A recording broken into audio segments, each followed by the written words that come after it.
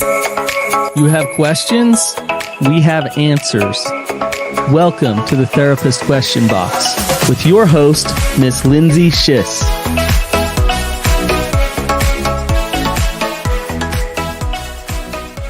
Welcome back to another episode of the Therapist Question Box, where we're not afraid of anything, so ask away. We're here to tackle your tough questions.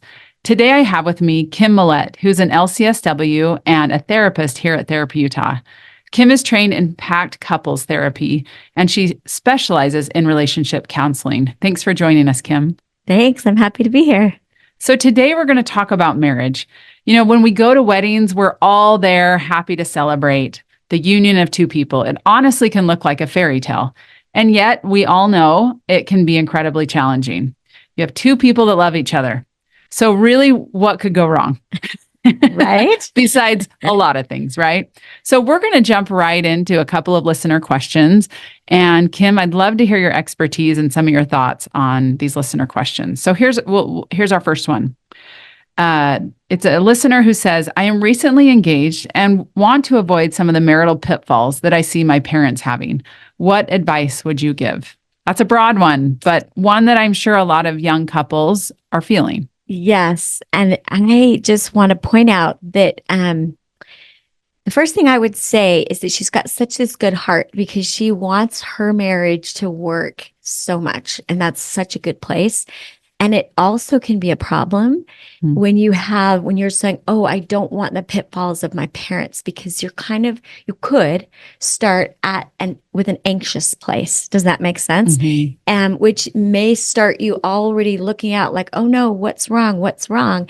And as hard as that is, it's that vigilance and looking for what's wrong, because you don't want anything to be wrong, that could actually cause the problem. Interesting. Right? So that anxiety, even going into it and trying to manage it, might cause the problem. Yes. In and of and itself. So that's what I want to warn her of, is that that vigilance and making sure that everything's okay can actually make your brain look for the faults, look for the negative things.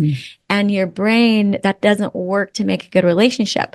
So how I would tell her to do that is, okay, remember, you're not marrying a person that's the list of the perfect qualities that's going to make your marriage. You're marrying a real person. And I can tell in her heart, she's already chosen somebody good, and she's good. And so it's so important that and this will be a problematic dynamic when problems start to come, right? Because when the problems come up, it'll be like, oh no, maybe there's something wrong with you. Maybe there's something wrong with me. And we want to always be, problems are problems and people are not problems, right? Whoever you marry, they're a good person with flaws, right? Yes. And so if you can really be careful not to make other people feel like, oh no, because the minute I feel like I'm a problem, something's wrong with me, I go to a threat place. Right? This is the threat that starts these dynamics that are the problem that cause the pitfalls. But if we can stay in this thing that problems are problems, and we want to keep that place within ourselves where we have to treat each other special. So I always say it doesn't take special people to make a good relationship. It takes treating each other special. And as soon as you're a problem, I no longer feel special. Right? And so I want to think of problems I call it the third thing. Like, it's not you, it's not me, it's a third thing altogether. It's like a jigsaw puzzle that's on the table, and we can work on whatever problem comes up as figuring out this puzzle. It doesn't have to mean anything about you or about me. So if she gets in this marriage and she really is struggling with, I feel like I'm not enough or he's not enough, get some therapy quick, right? Because that's the problem. It's not being able to switch because of anxiety, that we can be creators. We can be secure with each other. You're you, you're me. And if we really have this confidence, this secure feeling about our relationship, instead of that insecure anxiety, we're going to go, hey, we can create solutions to our problems. So problems aren't a big deal, which is what can happen with people who grow up with parents who do this really well. They automatically start off with that secure footing rather than that anxious footing. Even though our heart, that anxious person probably has even a heart that's cares more about the marriage than somebody with anxiousness. Does that make sense? But I don't want that anxious, that good, feeling to show up in an insecure ways and then start the those dynamics of happening. I love that idea of the problem is the problem, not the person, because then it feels less personal, right? Right. And then you can take care of things easily because it isn't a personal attack. The minute I feel attacked, I'm in a threat place. And I'm not even in that place where I can collaborate and cooperate about an issue because I'm too much in we call it our sympathetic nervous system. It's that emotional amygdala part in our brain that's just concerned about getting to safety, about being okay again. And so, yeah. So that makes a lot of sense.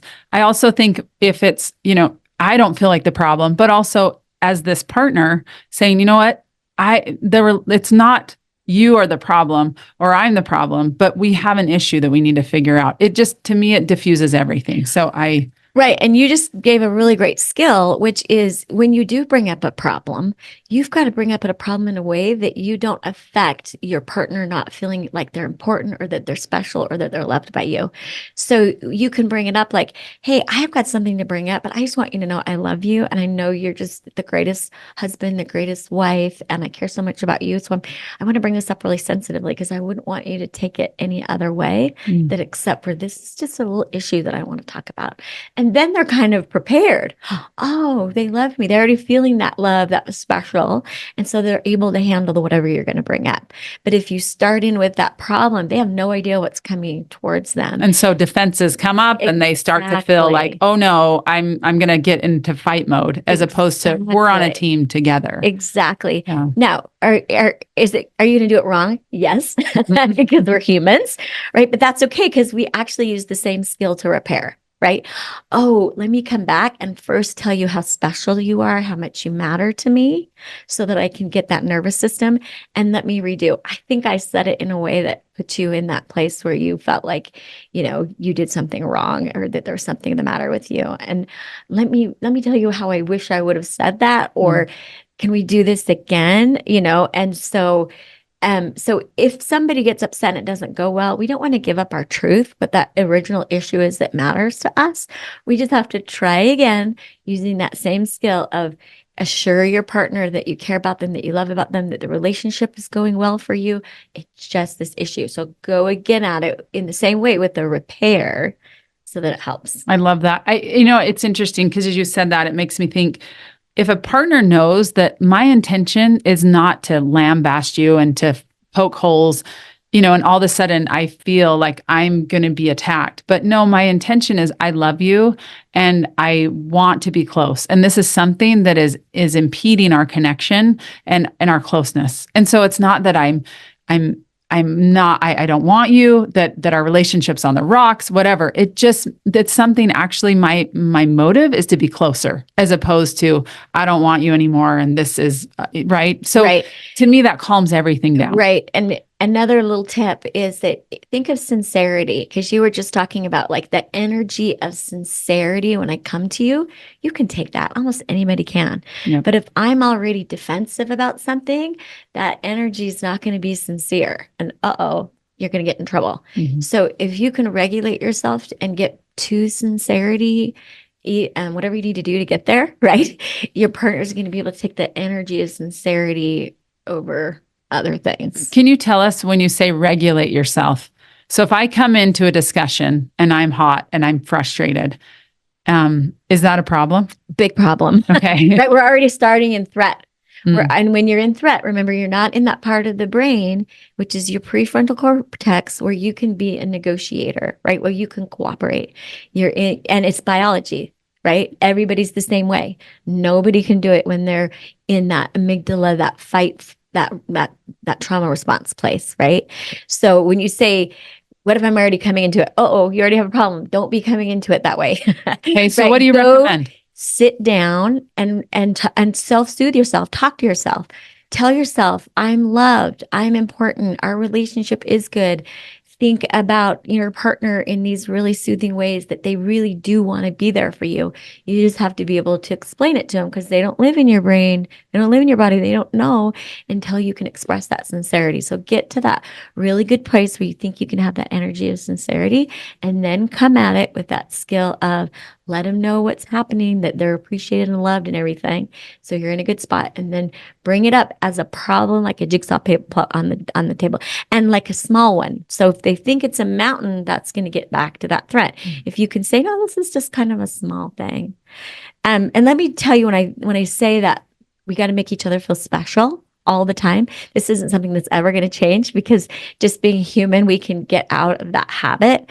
I have like 5 A's that I read somewhere, and I thought this is how you make your partner, how you make each other, because it's a 2 system, right? Feel special.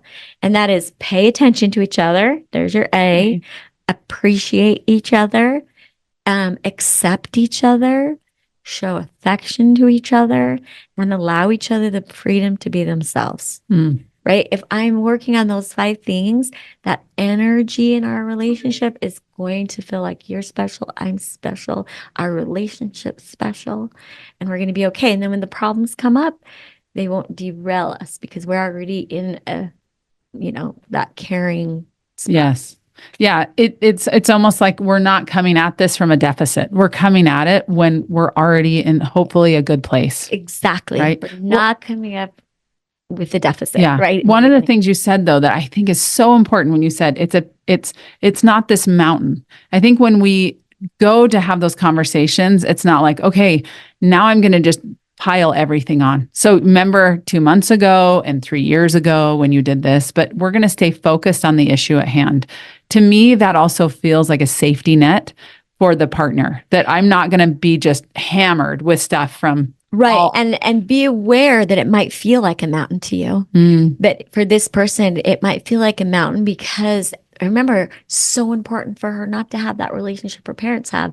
So when a little things happen, it really might feel like a mountain. Yeah. So that's when we have to sit with ourselves and scale back, get in the present, help yourself do that, so that when you bring it to your partner, it no longer feels like that mountain. But it's okay if it feels like a mountain at the beginning, but recognize where that might be coming from. For sure. And also, what might feel like a mountain to you might be very different to me, right?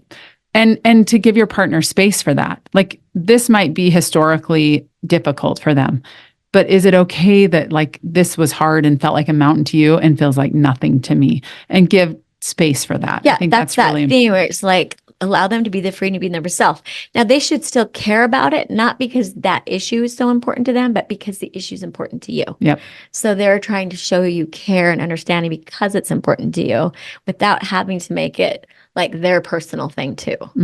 I've heard the saying, if it matters to you, it matters to me. Right. Right. It really may not matter to me, but because you matter to me as my partner, then this issue matters to me. Exactly. Yeah. I love that. Exactly. Okay.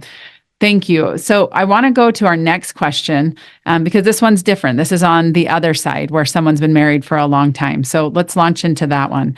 The question is, I've been married for almost 20 years to a good man. We both work hard to give our kids a good life, and we rarely fight. Things are busy. Days and weeks go by without ever really having a deep conversation with each other. I feel like we're more like roommates than lovers, but we forgot how to be lovers. We forgot how to be lovers a long time ago. It seems like a lot of work to change things, and I'm not sure even where to start. Awesome question. And I want to start off, when you get those medical commercials and they say, okay, beware, I don't want to cause harm, so I need to put this out there. So we're kind of talking about we've lost lovers. I'm going to take it into a sexual frame because that's part of that, right? Sure. But that's why I want to have this, we got to be careful of harm. So whatever the information that we're going to talk about on how to be lovers or romantic partners again, I want us to recognize first, if there's been sexual injury, and that could be from when you were growing up, or, maybe there's some sexual injury that's happened in the relationship, whether, whatever that could be, right? This isn't the information. This isn't the advice I'm giving to you. Can you tell us what sexual injury in the relationship? What sure. Maybe example? we've had some coercion, right? And maybe we've had some, I felt like I had to do something and I didn't want to, or anything. There's just such a thing. And if I say to somebody, if you feel like you've had some sexual injury in your marriage and your body says, I think so, believe your body and go, okay, we actually just have to heal that first. Your little sexual part is like a little child part that's inside of you. So we wouldn't want to try and like heap on like behaviors of how to help this, become lovers and that kind of thing before we heal that part. And so I just want to say that would be first, and that would be not what we're going to talk about today. Can you hurry and tell us how would somebody do that? How do you heal that part? You go to some therapy, Mhm. right? Individual therapy? Yes. Okay. You would first do that with some individual therapy so that you have to understand the sexual injury yourself before you bring that to your partner, because there's a very good chance that they don't understand it either. Yep. And so, yes. And the other thing is you also can't use the sexual relationship as a band-aid to other issues, thinking, well, if we just improved this part of our marriage, then the whole marriage would be better. So that's my other thing. The advice that I'm going to give you, it won't fix that either. Does that make sense? And so I just want to put that out there. Okay. That we would, again, probably need some couples therapy around the whole relationship, because again, that sexual part of our relationship is really important. Now, what I really like, well, let me start. Okay. So first, there's this little foundation that you need for a good long-term sexual relationship, or, where it feels like we're lovers. And it's not hard, but let's see if you have it, or whoever might have it who's listening. I have to have a relationship of trust, admiration. We have to be friends. Okay. And she gives us clues in her question. I love her question, because she says she gives her husband credit for his goodness and her credit for her own goodness. Like, we're hard workers, we're good parents, we don't fight, so she's not in this one person system where she's at all blaming her partner. So I can tell that that's probably online. So we're good, probably. And the second is we actually have to prioritize the sexual relationship or the lover romantic part of our relationship, because it doesn't happen without intention. And that means we're going to have to put something else aside so that this has a place, right? So make this a priority, right? Sexual part of the relationship. It's like there's not enough space for everything in our relationship. So we do have to put things aside and make this a priority with intention. But is it like, okay, so we have to schedule sex? I mean, I've heard that talked about, and I know there's so many different ways of feeling about that. Maybe you'll have to put something else aside so there's time for us to do this, right? Okay. And so you can decide what that looks like within your relationship. It's just, you can watch TV. You can compare yourself to another couple that looks like they have a lovey lover type relationship, and you can think it's automatically done. It's not, right? It isn't going to happen unless there's intention. And that's normal. That isn't, we have to try so hard, so there must be something wrong with us. No. Isn't that the truth? Anything that's worth it takes effort. Exactly. And this is worth it. This is worth it. This is worth it. And again, I want to start off on the right foot, just like before. We don't want to start off in an insecure, anxious way. So the first thing is we have to normalize, because I think when you're in a long-term relationship, I think that this roommate stuff is pretty normal in almost every long-term relationship, at least a stage, a part. And so everybody's going to have to do this. She's not broken. There's nothing wrong, right? So number one, we have to normalize this.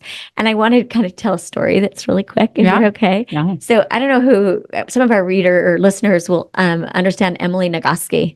She wrote a really awesome sex book called Come As You Are. And it was like in 2016. She's kind of young. And her book kind of took off like wildfire, probably more than she expected. Yep. She's young. And why did it? Because she wrote this book that was for normal people, right? And then, but what happened is she became sort of famous in the therapy world, and she went, traveling, and life became stressful, less time with her spouse, right? And our sexual selves really don't like pressure or judgment, and becoming the expert kind of added that for her own sexual life, right? And then COVID happened and she got sick in a long-term sort of way. So these long-term things happen. And I think she uses this word, but sorry, Emily, if I'm using the wrong word, but it's like her own sexual relationship became broken, no desire, months without having sex. And I just think that's kind of cool, because even she could have, right? Yeah. Have this. And so she did. And then she writes her second book, which just came out this fall, which is called Come Together. And it's just fabulous on how to put this back together. So I'm giving this story because we've got to normalize it. We've got to give ourselves some self-compassion. And so this woman writing the question, I would say, Peter Levine has you ask this question, what happened to me? And I would say, what happened to us? Go through and go, wow, that was really hard when we had this financial issue in our marriage. Wow, that was really hard when we had this kid issue, when this came up, and you can give yourself some compassion when you ask that question, what happened to you? I love that question because Right. instead of, oh my gosh, we're broken, this is terrible. I guess we're Exactly. relegated to a life of just like living in side by side, ships in the night, whatever. And No, blaming yourselves, right. right? It's not going to work. Like life happens. Right. Lots of things happen. We have to get out of shame before we even start, or else it's going to come up and get us, right? Good. And then I would say, now in pack therapy, we talk about a couple bubble. So I have to tell you what a couple bubble is in pack therapy, but it's a funny word. But when we talk about bubble, we say, oh, they live in a bubble. They don't know what's going on.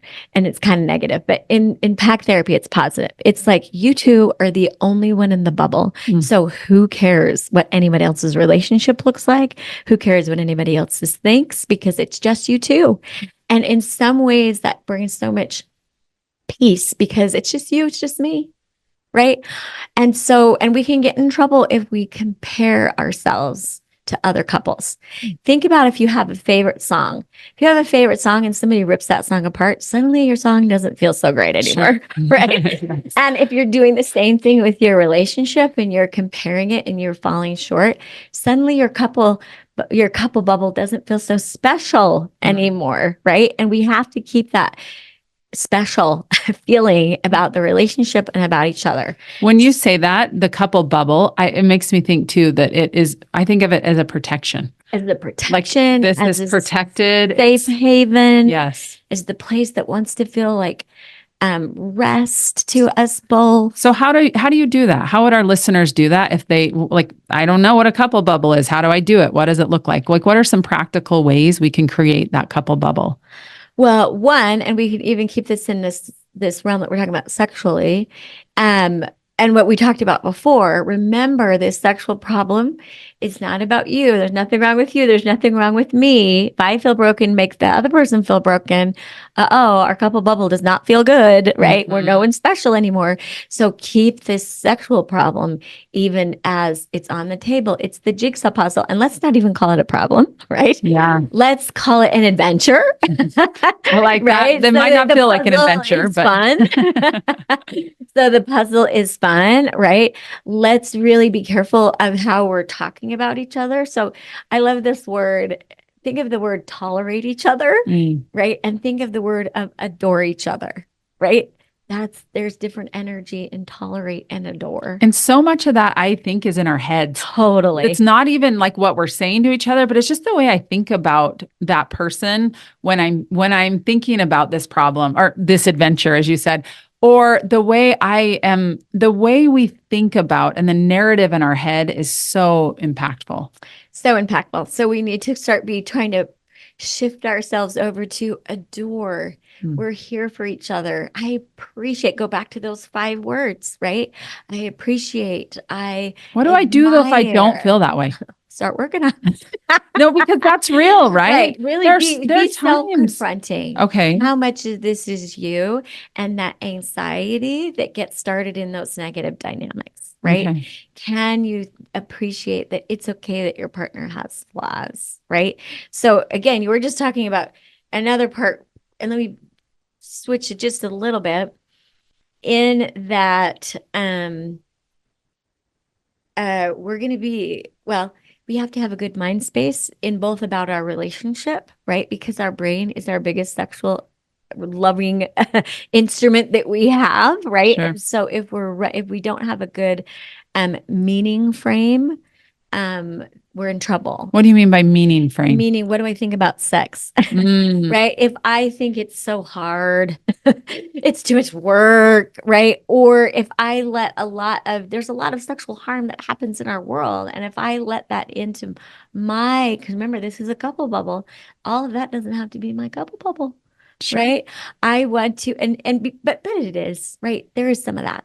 And so, but the work is to get it out and to start doing this by almost blowing your mind with how great sex can be in a long-term relationship, right?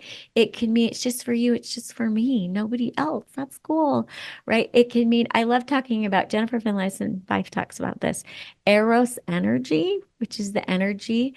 It's not love, it's a little different because if I just needed love, I could, and she uses this example, we could all live in our parents' basement and feel loved by our parents. Yeah. It's the eros energy that gets you out of your parents' basement and into the world and wanting to grow, right? It's that growth, it's that aliveness. So that eros energy is the aliveness. So if I can start changing my meaning frames that aren't working, that aren't going to help me get what I want, and start changing them and go, oh, yeah. And I think of like, when I think of Eros energy, I think of a 13-year-old little girl in her sexuality, putting her makeup on and wanting to be all cute, right? I think of that 13-year-old boy putting gel in his hair and trying to be cute. And I think of sunsets. I think of outdoors and even, So maybe we need to find ways to rediscover that Eros energy. exactly. And we Because can, and that will help we need it. sexual lover energy. And again, it can happen just individually in your own life and you bring that, or you can do it together. Either one works. It's about, hey, you know, if I do something outside with my partner that's fun, where it's beautiful, that imagine you can tell that's going to bring that alive energy that I want. So it can be, there's other dimensions to intimacy, which is what we're going for. There is like friends, there is maybe recreational intimacy, there is spiritual intimacy. But if I bring that eros energy to any of them, like what makes me feel alive spiritually? If spiritually means with my higher purpose, right? And I share that, even if my spouse isn't sharing it with me and I'm just sharing it with them, I'm bringing that energy into that couple bubble, so to speak. Exactly. I love that. And it really, to me, I hear like, I have to take some responsibility for this. Like I have to say, okay, what energy am I bringing to this? What are my thoughts about sex and about intimacy? What are some of the perceptions that maybe I need to change? So really appreciate that. I appreciate the idea of, marriage doesn't just have to be a slog that we're just going through and every day it's like, oh, here we go. And we've made this commitment, so we got to stick with it. But it can actually be a really beautiful thing. Good. I got two more quick things. Okay. And one of them is you're going to have to be super careful, just like we were talking about, of how you present this to your partner. In PAC therapy, we say we use persuasion. We use love. Like, I'm like, we're doing that same thing. I'm making you feel special while I'm saying, I want more of a lover relationship and less of a roommate relationship, right? If I bring this to you, like you're the problem or I'm the problem, we're off. It's not good. So use persuasion and really be careful of control and judging it. Judging sexuality is going to get you every time. So every time you have little judgment thoughts, because you can't help that. No, we're not going to judge. We're not going to judge this. Just let that go. And then just a really practical advice, okay? Because I find this all the time. I'll have a couple that really wants to build their relationship with intimacy and they're not spending any time together. And turns out that's important. Yeah. Yeah. And I say this, I just tell, because all of us, and she said this, we have too much stuff and every couple is the same way going on. And so when I prioritize the last hour of every day to be couple bubble time with my partner, and that's hard for some couples to want to give up whatever that they do and to go to bed together. Again, I do that every night. It's like brushing your teeth. It makes a world of difference for your dental health. It does for your marriage. If I'm not willing to do that, it's really hard to find that space because life is so crazy. It's hard to prioritize that.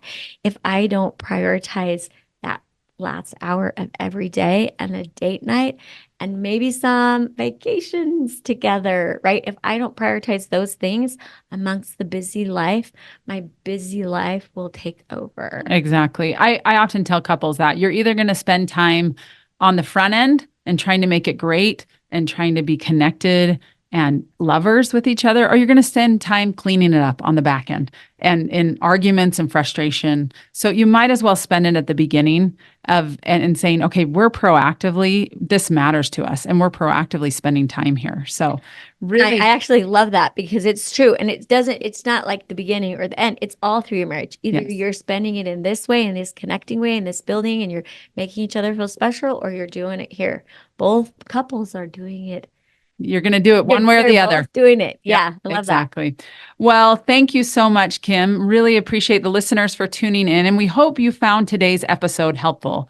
Remember, no marriage is without challenges, but with dedicated effort, couples can build a strong and enduring bond.